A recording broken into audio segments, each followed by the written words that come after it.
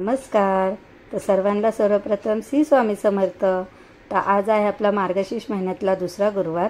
तर सर्वप्रथम आंघोळ झालं मी मस्तपैकी दरवाजामध्ये रांगोळी काढली आहे.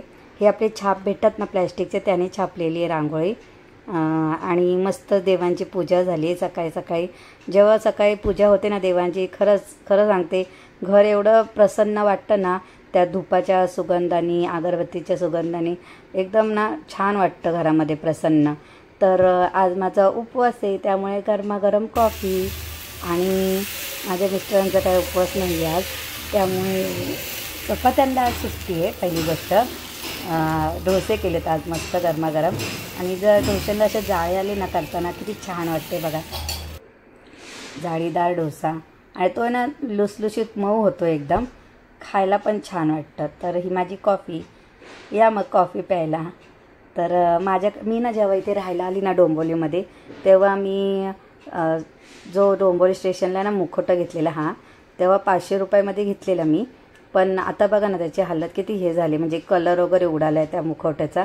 अजून माझ्याकडे आहेत मुखवटे, पण माझं ना इथे आल्यावर सगळ्यात पहिला मुखवटा आहे, त्यामुळे मला विसर्जन करूशी नव्हतं वाटत तो. तर बोललं थोडे ना कलर लावून बघूया. तर ना हे कलर ॲक्रेलिकचे कलर आहेत, हे खूप सुंदर लागतात. तर तुम्ही बघू शकता मी कसं कलर केलेत.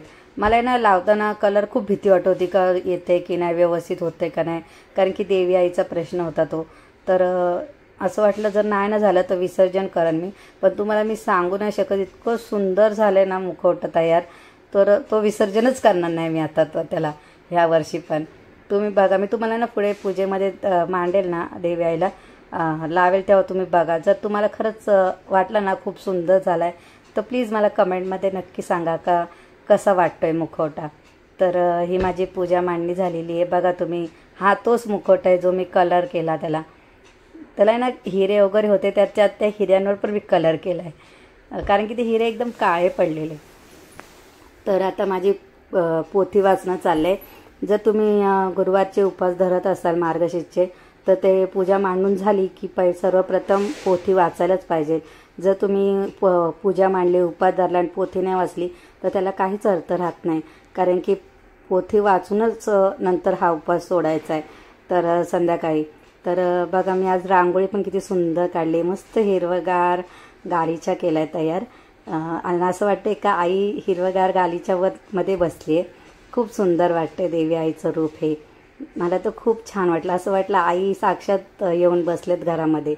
तर आता माझी पोथी वाचून झाली, आता आपण आरती करूया.